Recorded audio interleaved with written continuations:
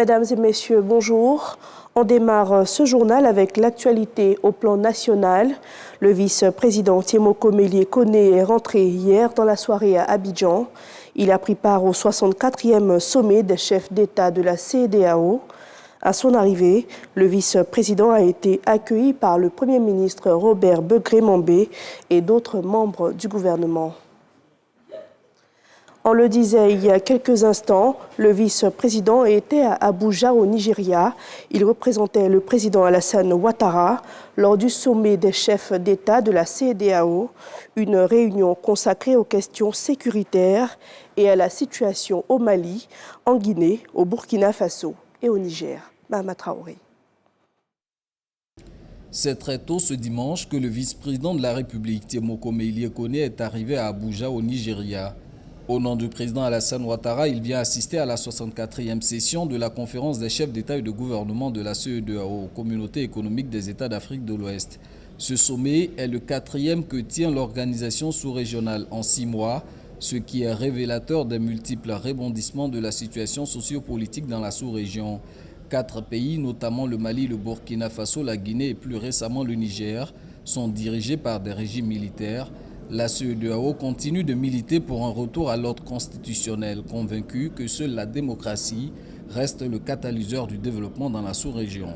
Le Conseil de médiation et de sécurité et le Conseil des ministres s'est réunis donc pour discuter de plusieurs questions relatives à la communauté. Le rapport de ces sessions montre la nature formidable des difficultés auxquelles fait face la région, mais c'est aussi un signe d'espoir.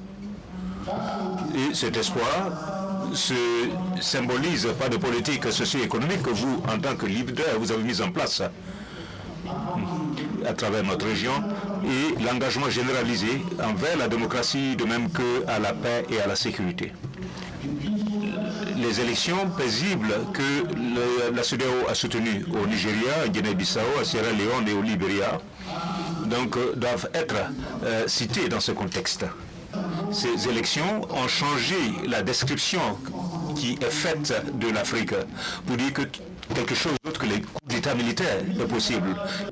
Même son de cloche avec un ton plus ferme pour le président en exercice de la conférence des chefs d'État et de gouvernement, le président du Nigeria, Bola Ahmed Tinubu. Nous devons prêter garde pour protéger les institutions et protéger la démocratie. Je souhaite réitérer le fait que nous sommes contre les changements anticonstitutionnels de gouvernement dans notre sous-région et nous allons continuer à le faire. L'exemple de démocratie récemment démontré par le Libéria vaut à George Weah, président sortant, une standing ovation de ses pairs. Lors de la session à huis clos, les leaders de la sous-région entendent se faire une idée claire de la situation sociopolitique et économique de la zone. Au menu, l'évaluation des processus de transition au Mali, au Burkina Faso, en Guinée et la situation au Niger. Il est aussi attendu un rapport sur la mise en œuvre de la monnaie unique, l'ECO. Le ministre d'État, ministre de l'Agriculture, du Développement rural et des productions vivrières était dans la région du Béké. Kobenan Kwasi Adjoumani a équipé les femmes de Diabo en matériel agricole. C'était lors de la présentation de leur production de riz local appelée Unzrama. Charles Tatou pour ce reportage. Du riz local, on en produit aussi dans le département de Botro qui compte 3 circonscriptions administratives, dont Diabo, siège des femmes productrices de cette denrée alimentaire. Disposant d'une usine de transformation de riz paddy et des espaces rizicoles, ces femmes regroupées au sein d'une association dénommée Diabo Ville Émergente comptent désormais dans la filière riz avec leur label riz local Unzrama. Pour l'instant, nous avons 141 hectares répartis sur l'ensemble du département de Botro. Il y a beaucoup de surface arable et ce sont les moyens de production qui nous faisaient défaut. Mais là, avec ces équipements de l'agriculture moderne, c'est l'émergence qui arrive dans nos champs et c'est vraiment ce développement rural-là qui est en marche. Le ministre d'État, ministre de l'Agriculture, du Développement rural et des productions vivrières s'y est rendu. Objectif, soutenir l'association des femmes Diabo Ville émergente, dont les actions répondent à la vision du gouvernement. Kobena Kwasi Adjoumani a visité l'usine de riz, les espaces rizicoles et une parcelle de 80 hectares encore non exploitée, favorable à la culture maraîchère et de riz irrigué. Derrière moi, le riz est déjà mûr, prêt à être récolté. Mais de l'autre côté, vous voyez de la verdure. Si nous pouvons échelonner les productions de cette façon, mais sur toute l'année, nous pouvons disposer de riz. Dans les années 70, la Côte d'Ivoire était autosuffisante en production de riz.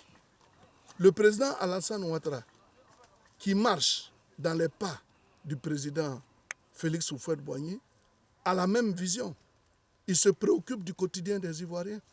Temps fort de la visite du ministre d'État Kobena Kwasi Adjoumani à Diabo, la remise d'un don de matériel agricole. Quand j'ai vu tout à l'heure l'enthousiasme des mamans, l'engagement qu'elles prennent, j'ai compris que c'est un mouvement qui ira loin. C'est une coopérative qui va faire des émules. Ce don, composé de 2 motoculteurs et d'un mini-camion, vient pour permettre aux productrices de riz local de Diabo d'accroître leur production. Dans l'actualité internationale, au Soudan, un convoi humanitaire du CICR a été la cible d'une attaque hier à Khartoum, un drame qui a fait 2 morts et 7 blessés. Le convoi devait évacuer plus de 100 civils vers Ouad Madani lorsqu'il a été attaqué.